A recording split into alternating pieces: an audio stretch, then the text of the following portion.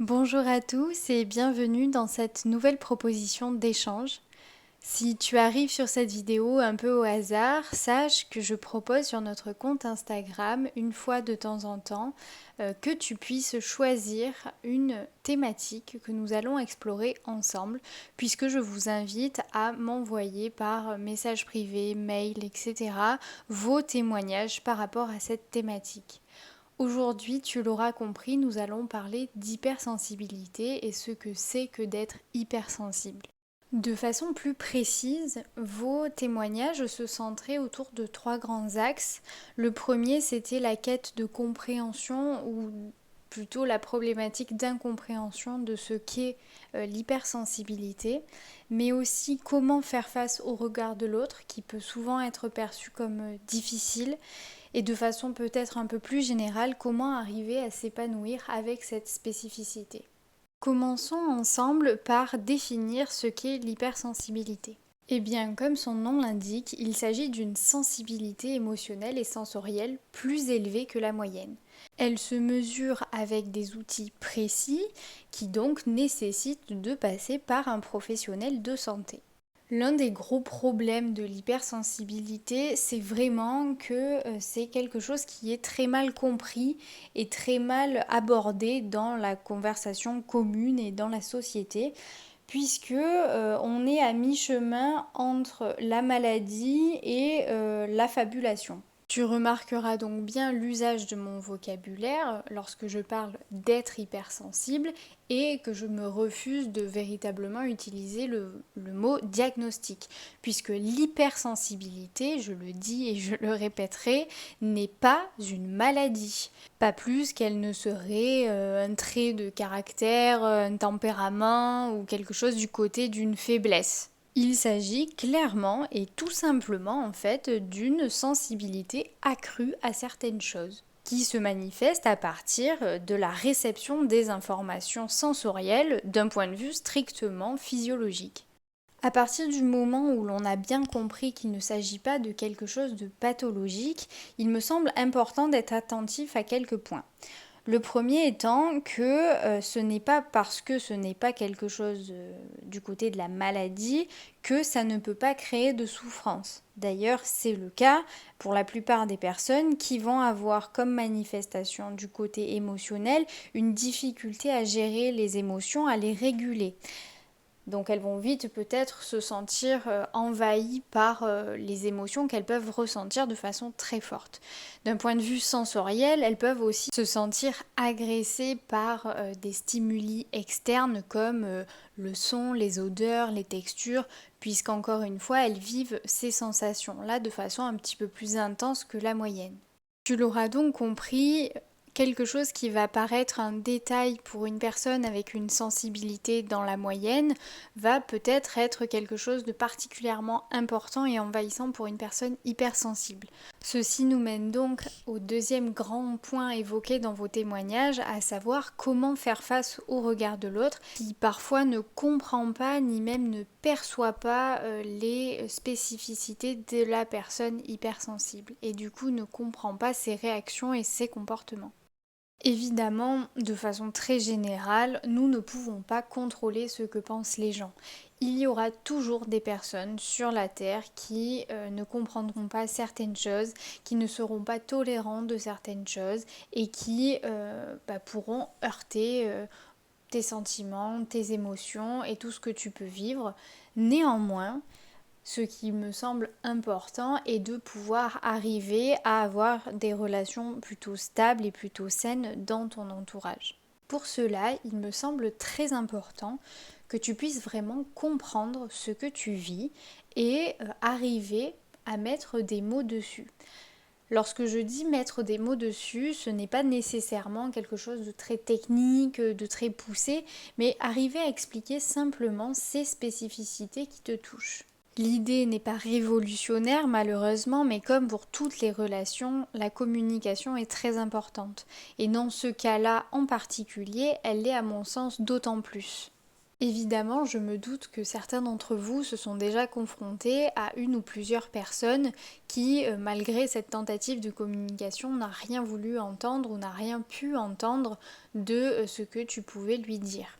Finalement, cela n'est pas spécifiquement propre à l'hypersensibilité, mais malheureusement, c'est aussi une façon de pouvoir trier tes relations, puisque en étant quelqu'un d'hypersensible, il est hyper important que tu aies auprès de toi des personnes qui ont une certaine capacité de compréhension, une certaine tolérance, puisqu'effectivement, ça peut demander un effort de pouvoir comprendre ce que tu vis, ou en tout cas imaginer ce que tu peux vivre et du coup être attentif à ces petits détails dont on parlait tout à l'heure. Pour les personnes qui ne seraient que pas ou peu réceptives à ta parole, n'hésite surtout pas non plus à leur montrer des documents, on va dire, officiels, certaines études, certains passages de livres ou même sur les réseaux sociaux. Aujourd'hui, on retrouve beaucoup de comptes qui parlent de ça, qui déstigmatisent justement cette spécificité et peut-être que les personnes de ton entourage pourront mieux comprendre à travers d'autres voies.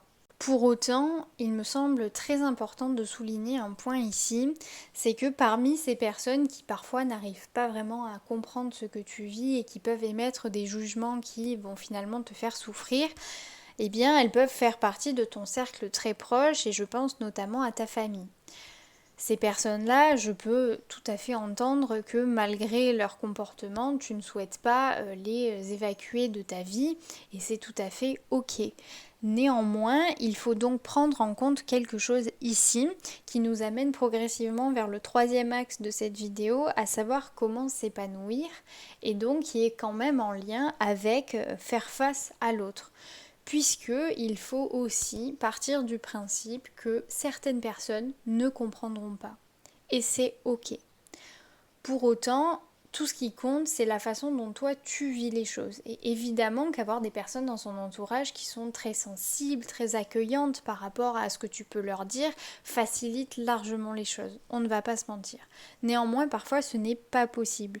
C'est pourquoi c'est ce que toi tu vas en faire qui va te permettre de réussir à t'épanouir malgré peut-être un entourage peu ou pas soutenant. Pour commencer, tu peux peut-être te demander ce que représente être hypersensible pour toi. Comment est-ce que tu vis ton hypersensibilité? Est-ce que tu l'aperçois comme plutôt quelque chose de positif, quelque chose qui fait de toi quelqu'un d'unique, ou en tout cas une partie de ce qui te fait de toi quelqu'un d'unique, ou est-ce que c'est vraiment quelque chose qui est particulièrement envahissant? Est-ce que tu as besoin de trouver des solutions pour t'aider à vivre avec, en ce qu'elle provoquerait chez toi beaucoup de souffrance? Ce qui est ressorti de vos témoignages de ce côté-là était vraiment du côté du fait de tellement ressentir des émotions très fortes que vous aviez peut-être tendance à vouloir complètement réprimer ces émotions. Pour prendre une image qui sera parlante pour la plupart d'entre nous, il faut imaginer comme si vous étiez une bouteille de coca et que ce surplus d'émotions, c'était un peu comme quand on secoue la bouteille de coca. Le problème, c'est que ça crée énormément de gaz à l'intérieur de la bouteille et lorsque vous allez vouloir l'ouvrir, il va s'en produire une explosion et un jet encore plus important que si vous aviez débouché la bouteille au moment où il y avait encore que quelques bulles à l'intérieur. Je reconnais que cette image peut paraître un peu simpliste, néanmoins je trouve qu'elle illustre très bien le processus de vouloir réprimer ces émotions qui au final sera quelque chose d'autant plus délétère pour la suite. Ainsi, une première piste du côté d'un aller mieux pourrait se trouver du côté d'apprendre à d'abord accueillir ses émotions sans vouloir les dénier tout de suite et ensuite à apprendre à éventuellement les réguler pour qu'elles ne soient pas envahissantes mais pour qu'elles puissent avoir un lieu d'expression. Il existe évidemment une multitude de façons d'apprendre à réguler ses émotions, certaines parleront plus qu'à d'autres, néanmoins si tu te sens perdu et que tu n'arrives pas à trouver quelque chose qui fonctionne pour toi, n'hésite surtout pas à consulter un professionnel qui pourra t'aider, que ce soit un médecin, un psychologue, même un sophrologue. J'imagine qu'il y a évidemment d'autres métiers, mais voici quelques pistes que tu peux commencer par explorer si tu en ressens le besoin. En parallèle de tout ça, vous avez aussi été nombreux et nombreuses à témoigner de votre hypersensibilité comme quelque chose que vous voyez d'extrêmement positif dans votre vie. Certains d'entre vous sont allés jusqu'à la nommer votre petit super pouvoir et il me semble important de pouvoir aussi comprendre qu'il peut y avoir des façons de gérer cette hypersensibilité et qui vous permettent de vivre normalement. Avec évidemment quelques ajustements à réaliser parfois. Et cela demande notamment d'être très attentif à vos besoins. Parce qu'il me semble aussi important d'aborder vos souffrances que vos ressources, j'aimerais partager avec vous maintenant quelques points que vous avez liés à votre hypersensibilité, points que vous considérez comme une force. L'élément qui est le plus revenu, évidemment, est la question de l'empathie. En effet, être très sensible au point de vue émotionnel pour soi, eh bien, implique que vous êtes très à même de comprendre ce que peut ressentir l'autre et donc de se mettre à sa place. De ce fait, les personnes hypersensibles sont souvent très empathiques et c'est évidemment quelque chose qui peut être particulièrement utile et bénéfique dans la relation à l'autre. De la même façon, être à même à vivre et à pouvoir peut-être dire quelque chose de ses émotions amène à la question de l'authenticité. Évidemment, cela pose la question de qu'est-ce qu'on entend par authenticité, mais en tout cas, pouvoir dire quelque chose de ce que l'on ressent, de ses émotions, de son vécu personnel, peut amener à une certaine forme de vulnérabilité aux yeux de l'autre et du coup, eh bien, nous permet de se montrer authentique. Cette quête d'authenticité chez soi et chez l'autre peut donc encore une fois être quelque chose de très bénéfique dans les relations.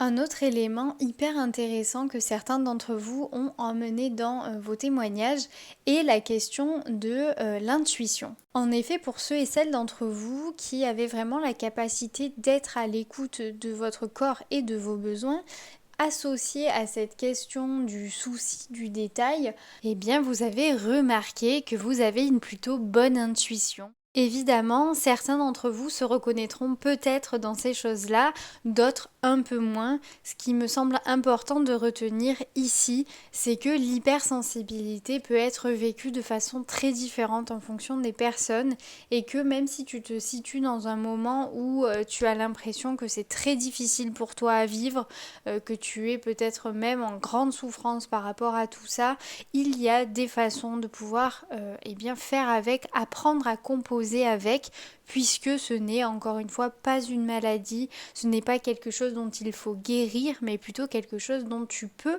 trouver des avantages pour ton quotidien, même si peut-être qu'à cet instant, tu n'en vois pas encore. L'idée de cette vidéo était vraiment que nous puissions échanger et réfléchir ensemble sur différents points qui vous traversent dans votre vécu personnel et évidemment de pouvoir mettre en lumière qu'il n'y a pas de bonne ou de mauvaise réponse, de bonne façon de faire ou de moins bonne façon de faire. L'idée est vraiment de montrer qu'il s'agit de quelque chose de particulièrement subjectif et singulier et que même s'il y a des éléments physiques, physiologiques qui démontrent de cette spécificité, elle peut être appréhendée de plein de façons différentes. J'aimerais donc terminer cette vidéo en remerciant les personnes qui se sont prêtées au jeu et qui m'ont envoyé des messages afin que nous puissions créer et co-créer ensemble cette vidéo. Et évidemment qu'elle t'aura peut-être fait réfléchir sur qu'est-ce que l'hypersensibilité, à quoi elle correspond pour toi et comment est-ce que tu peux penser ta vie en regard de cette spécificité. Qui est d'ailleurs une spécificité parmi d'autres que tu possèdes et qui ne doit pas t'empêcher de vivre la vie que tu as envie de mener. J'espère que ces mots te parleront, que cette vidéo aura pu t'apporter quelque chose et n'hésite surtout pas dans les commentaires à nous dire ce que tu penses de cette vidéo, si tu te retrouves dans certains points ou au contraire pas du tout. Comment est-ce que toi tu envisages toutes ces questions? Et puis bien sûr, n'hésite pas à montrer cette vidéo aux personnes de ton entourage qui peut-être sont en quête de compréhension de tout ça. Il me semble vraiment très important de pouvoir en parler et partager autour de ce sujet pour que justement nous puissions ouvrir la conversation et la compréhension de tout le monde afin de justement éviter toutes ces questions autour des stéréotypes et des idées reçues que l'on peut voir un petit peu partout. Sur ce, je te remercie d'avoir regardé cette vidéo jusqu'au bout. Si elle t'a plu, n'oublie surtout pas de la liker et de t'abonner pour ne pas rater les prochaines et bien sûr de nous suivre sur Instagram pour que déjà tu puisses voir nos posts chaque semaine mais aussi que tu puisses peut-être participer à la prochaine édition de cette série de vidéos intitulée Nos échanges. Je te souhaite une très belle fin de journée et je te dis à très bientôt dans une prochaine vidéo.